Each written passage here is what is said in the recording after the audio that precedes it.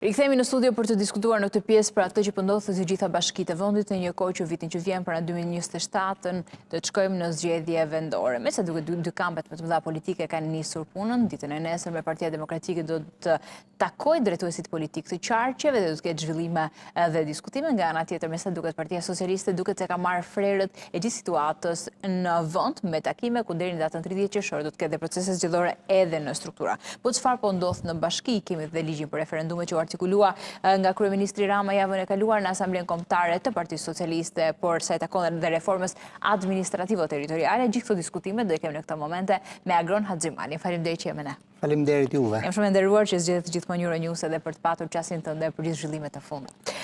Flasim pak për bashkitë e vendit.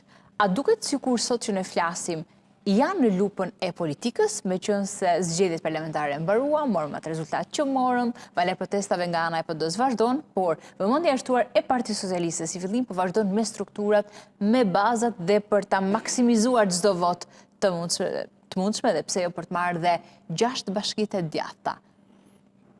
Po filloj nga kjo e fundit deklarata as pak të shëndetshme për demokracinë në një vendi, po gjithsesi janë deklarata politike. Shqipërisë i nevojitet mozaik, maj djatë me ngjyrë pa ngjyrë, nuk i nevojiten 100%. Pse të shqetëson që mund t'jetë gjitha në vjollc? Jo, më shqetëson sepse më dhem shpirti, ndjedhimit madhe kur ishim gjithë para vitet 90 me një ngjyrë. Ky është shqetësimi i madh. Nuk na duhet më diktaturë, nuk na duhet demokraturë, na duhet vetëm demokraci, edhe në demokraci vërtet ka konkurrencë, por kemi nevojë për bashki të majta, për bashki të djatha, për bashki të qendrës, për liberale, për shumë bashki. Pra ky mozaiku i duhet Shqipërisë. Megjithatë, ti morim gjërat me radhë. Lupa, shumë mirë thatë ju në fakt. Bashkitë e Shqipërisë në fakt në krahasim me politikën që bëhen në vendet e tjera janë gjithmonë në lupë. Çdo 2 vite bëhet zgjedhje në Shqipëri. Kur bëhen zgjedhje për pushtetin qendror janë lupë, janë fokus, i gjithë mekanizmi shkon për zgjedhjet qendrore. Kur tashti që po ofrohen zgjedhjet vendore janë në lupë për veten e tyre, por edhe në lupën e politikës për siguruar pushtetin vendor. Nuk duhet të jetë kështu në fakt. Mendoj që politika duhet i lejë më qetë zyrtarët vendor, mos të balanca midis punës, shërbimeve publike dhe politikës duhet të anoj nga shërbimet publike, nga shërbimet ndaj qytetarëve, jo të orientohen plotësisht. Mos harro një element shumë të rëndësishëm që në këtë studio së bashku kur kryeministri Rama mblodhi kryebashkiakët, i adresoj me emër dhe me mbiemër ata që kishin punuar dhe ata të tjerë që puna kishte çaluar, marr rastin e Elbasanit me zotin Llatja me varrezat e qytetit. Ne bashkë kemi bërë këtë biseda në studio. Unë jam dakord. Pra kur ju tërhiqet veshit dhe kuvendosën është pasur pasuri për gjëra që ata nuk kanë bërë. Dakord, konstatimet janë të drejta dhe unë këtë ta kam thënë ty, ai konstato, por nuk është kryeministri që bën vlerësimet e kryetarëve në mënyrë individuale. Kryeministrin e kemi zgjedhur që të na ndërtojë sistemin, arkitekturën e këtij shtetit me institucionet qendrore dhe me institucionet vendore, të bëjë legjislacionin e mirë, të organizojë, të mbështeti me burime financiare, jo të fusi në këtë lupën. Brenda partisë vetë ai është në drejtën e tij të bëjë, por presioni politik as i opozitës ndaj të vetëve, as i maxhorancës ndaj të vetëve duhet të çlirohen nga ky presion, me thënë të drejtën. Pse është presion një kohë që mbas llogaridhënia me një vëmendje të shtuar që vjen nga sistemi qendror, nga qeveria, nga kryeministri Rama, mund t'i bëj pak më të ndërgjegjshëm, më të përgjegjshëm dhe të arrin ata rezultate që kishin premtuar. Se fund ditës llogaridhënia do përqaset në momentin tek dita e votimit me qytetarët. Çfarë ke bërë nga ata që ke premtuar? Qartë, çështja e llogaridhënies. Unë di që ti je pak i djathtë dhe ke kështu ndjeshmëri. Shiko, e para kur diskutoj çështjet e qeverisjes vendore dhe të shtetit, unë jam një shtetar shqiptar, jam një qytetar i përgjegjshëm, një familjar i përgjegjshëm, nuk më intereso as e majta dhe as e djatha. Në qoftë se jemi në një debat politik, ti atribuojmë në çdo bisedë. Je i nderuar për këtë. Shumë faleminderit. Kështu që në këtë rast ajo që unë mendoj për presionin, nuk ndërtohet komunikimi apo marrëdhënie institucionale me kritika dhe me presionin. Ndërtohen duke ndërtuar mekanizmat të tjerë llogaridhënie dhe transparencë. Njëra që del me zero borxhe dhe tjera të janë të zhytura, mund të kemi shumë bashki të zhytura në borxhe që ju duhet shumë punë, shumë ndihmë nga qendrori, nga qeveria, për të balancuar dhe çështjen e pagave. Se s'po them për shërbimet e tjera. E para se qeveria është aty për të ndihmuar të gjithë institucionet e varura dhe të pavarura të dekoncentruar apo cilin do institucion, se prandaj është zgjedh aty rregullatori shqiptar, qytetarët e kanë vu aty për të rregulluar këto gjëra. Lidhur me çështjen e borxheve, qeveria dhe vetë ka borxhe, nuk ose kanë vetëm bashkitë, qeveria të rregullojë dhe borxhin e vet. Lidhur me borxhin e bashkive ka pas një progres nga vetë bashkitë, por e vërteta është që në pjesë të mirë të shëndetshme ju ka shklyer vetë qeveria. Por kur diskutojmë në makro, shumë mirë është bërë që rregullohen këto lloj balancash, por nëse hyn pastaj te detaje, se më shkon nga politika madhe e Ramos te detajet e bashkive. Sigurisht më kritik jam unë, duhet i kishin shlyer 10 vjet pas reformës, ato duhet i kishin shlyer me të gjithë mundësitë veta. Para, për hir të së vërtetës, nuk ngopet askush me para, nuk ekziston ky koncept i ngopjes. Nuk menaxhohen mirë apo nuk janë të mjaftueshme? Janë të dyja. Për të kryer shërbimet. Janë të dyja, por kur vjen puna tek parat dhe ke ekonomia, asnjëherë në asnjë vend botës, as në Zvicër, në Amerikë nuk ka para të mjaftueshme. Aftësia për ta zgjidhur këtë problem është menaxhimi dhe një qeverisje e zgjuar. Mos shton numrin e punonjësve nëpër bashki pafund, por krijon burime që të shlysh borxhin s'pari. Ka që s'pari. Gjithë administratës kë? Që e ke konstatuar në vite duke ditur se ti e njeh shumë mirë sistemin e qeverisjes vendore? Mendoj se është një problemi i menaxhimit, i leadershipit lokal. Unë kam bizetuar në studion tuaj dhe kemi thonë edhe reformë, pse themin ka dështuar, nuk është progresive, nuk ka pas probleme. Kam thonë që për mua ja dedikoj 50% të këtij rezultati që kemi sot për shërbimet publike apo për fajsimin apo faktin që reforma po ribëhet se nuk ka funksionuar mirë, është vërtet e projeksionit nga qeveria qendrore, majoranca ashtu si u bën ato kohë. Por për hir të së vërtetë jem krejt i sinqert, edhe menaxhimi lokal, administrimi lokal, vizioni lokal në këto 10 vite lë shumë për dëshiruar. Edhe unë po ju jap vetëm një fakt që nuk do në përqente kur të them, si ka mundësi 61 bashki 40 prej tyre, nuk shkojmë në numër. Paraqiten në SPAK? Kaq atëherë, çfarë të them? S'kemi nga ata demokratët që kanë shkuar në SPAK? Kryebashkia Demokrat? Apo jam gabim? Shiko, unë nuk përmenda, kur thash bashki, bashkit janë të shqiptarëve, bashkit janë të Shqipërisë. Tani e kemi dhe këtë ndasim, bashkit majta dhe të djathta. Sigurisht se nëse ka një njeri apo një qytetar apo një kryebashkiak apo një politikan që është stigmatizuar, është sulmuar, është baltosur, është kryetari i bashkisë Kavajës, mos harrojmë këtë. I shitur tek PS, akuzat pa të shëmtuara deri diku. Kur ai po e bën punën, por bashkëpunimi me qendrorin duhet, dhe nëse ai s'do, e ka të nevojshme.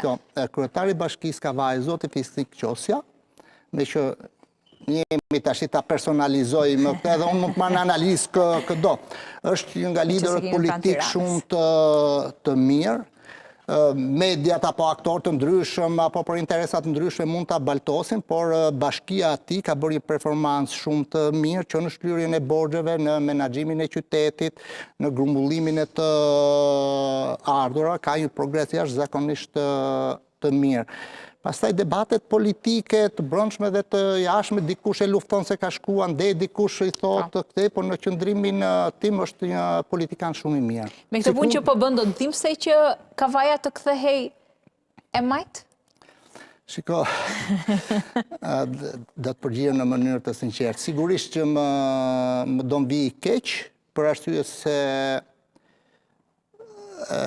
zotin Qosja kam vite e vite që e kam trajnuar, e kam rritur politikisht nga pikpamja menaxhmentit, se njihemi herët, është një person që sigurisht ka një bonsensus, një konsensus për të marrë model, është një person që vlerësohet shumë nga ndërkombëtarët, ftohet në forume. Po ka problem, po e luftojnë të vetët. Jo, nuk po e luftojnë vetët. Pastaj vetëm duhet të merret si shembull që është i ri vërtet shumë institucional. Ju e keni vënë re për çështje të punës, ai merr pjesë në çdo mbledhje, nuk ka munguar asnjëherë në takime me qeverinë Rama, edhe ai diskutimi kur Rama e provokon ndonjëherë që i thot hudhra, se çfarë i thot speci Dix, për syrin e keq dhe ai nxjerr gishtat Ramës.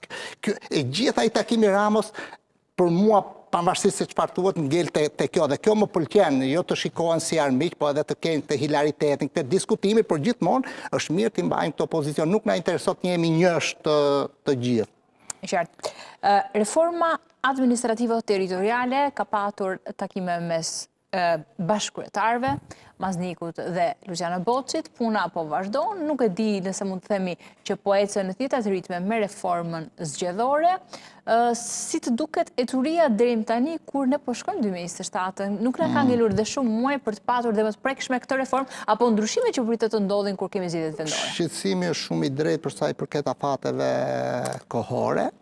Kam qenë kritik vazhdimisht për mënyrën se si komisioni filloi punën, u organizua dhe ato burokracitë e brendshme, ka disa muaj, 2-3 muaj me burokraci që një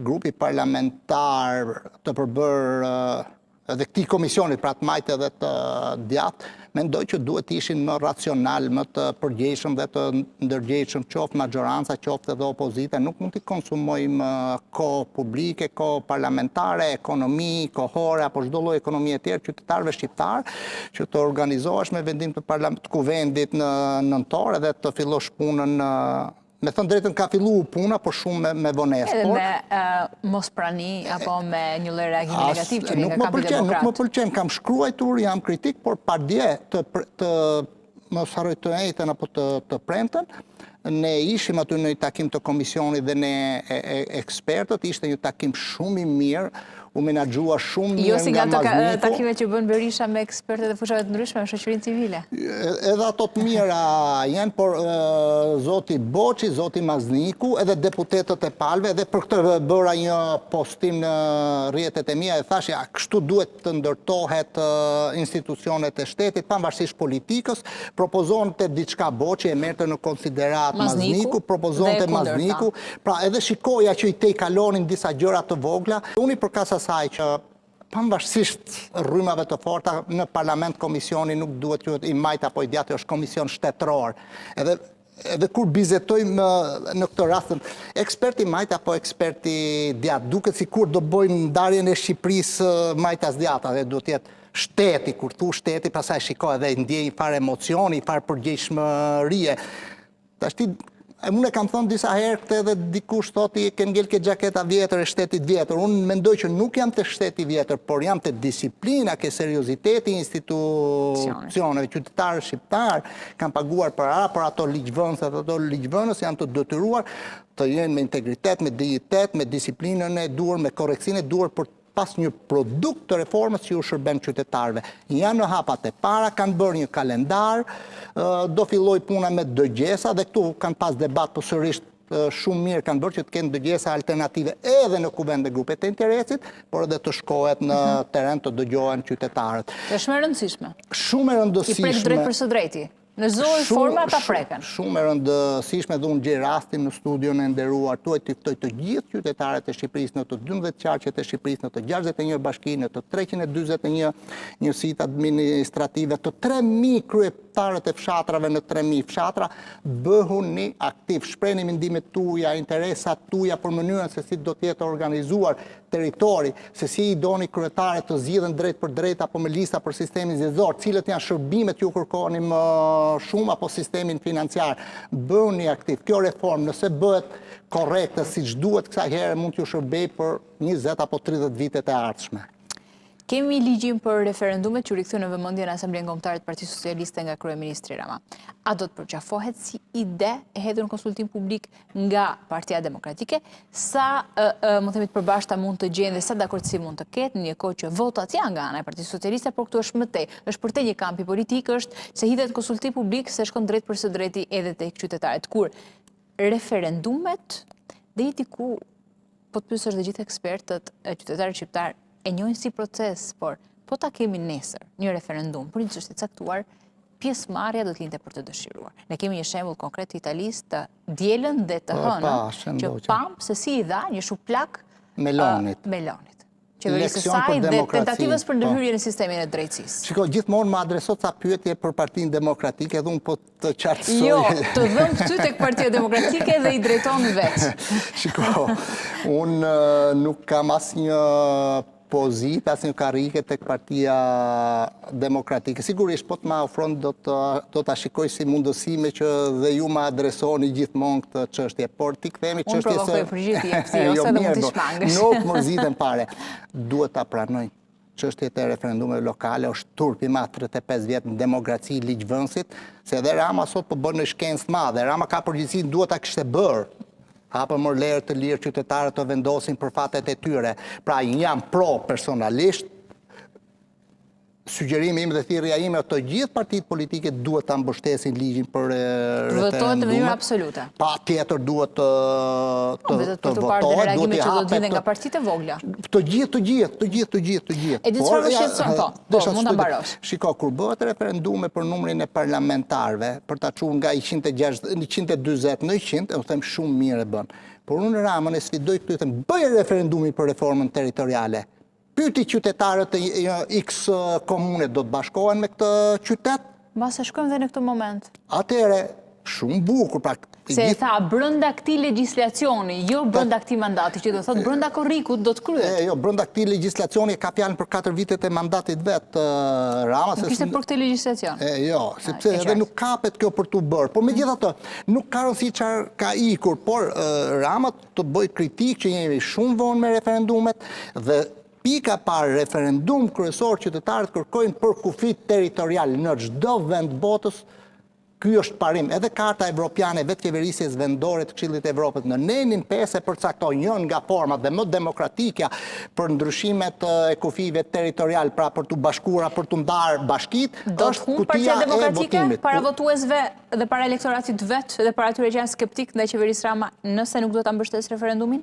Shiko, unë nuk e di se çfarë do të bëj, unë i them që referendumi, sistemi shqiptar, arkitektura ligjore, të drejtat kushtetuese, duhet të shkojnë drejt referendumit, janë shumë të vonuar, pra politika shqiptare është shumë e vonuar për të krijuar këtë akses qytetarëve. E qartë. Një detaj të fundit, me që se jemi në fund të kohës, Xhemali.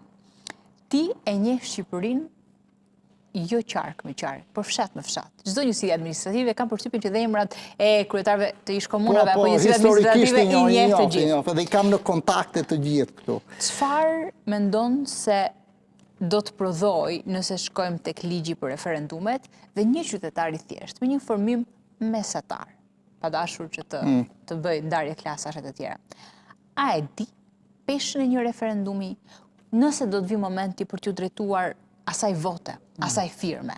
A mendon se ka vetdijen e plot që ky referendumi është më fortë se sa ajo vota që zgjedh qeverinë Rama me 83 mandate? Një pyetje e mrekullueshme në fakt më ke bërë dhe nuk jam aq i zgjuar për t'u përgjigjur ashtu siç duhet pyetjeve të zgjuara, por megjithatë do të them dy gjëra. E kam këtë merak të këtij niveli për hir të së vërtetës, sepse jemi shoqëri e politizuar dhe pavarësisht që referendumi t'jep një drejt shumë të madhe, ti ta nxjerrë shpirt. Pesh që a e mban as e mban? A e mban as e mban.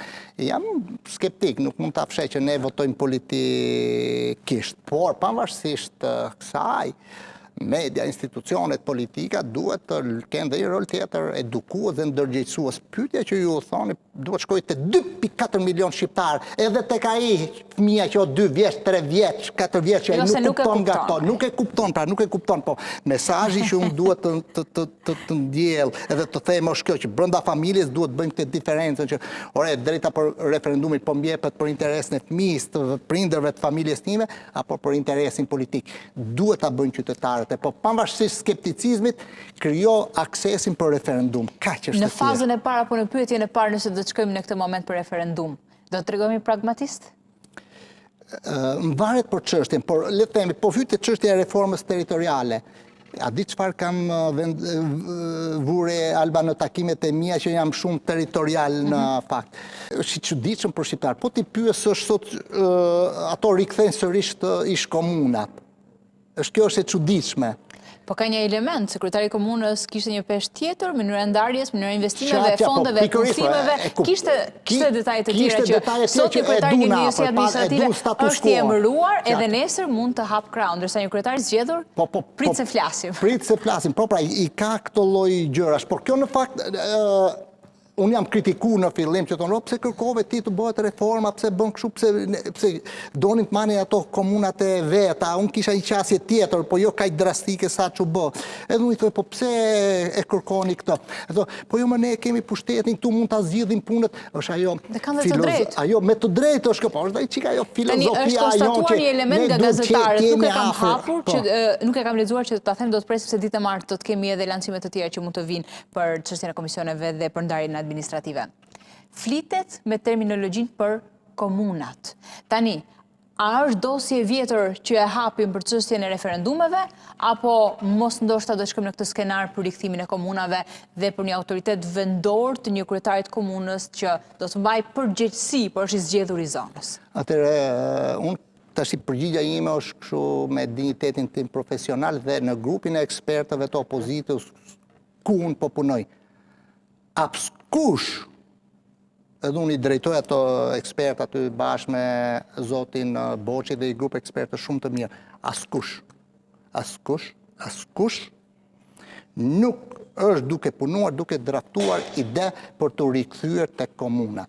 0, 0, 0, 0. Edhe pse qytetarë të ndryshëm, aktivistë apo njerëz që kanë afilitet të djathtë, por jo vetëm, edhe grupe tjera interesi, e kanë këtë. Po ju them vetëm një rast, Martaneshi.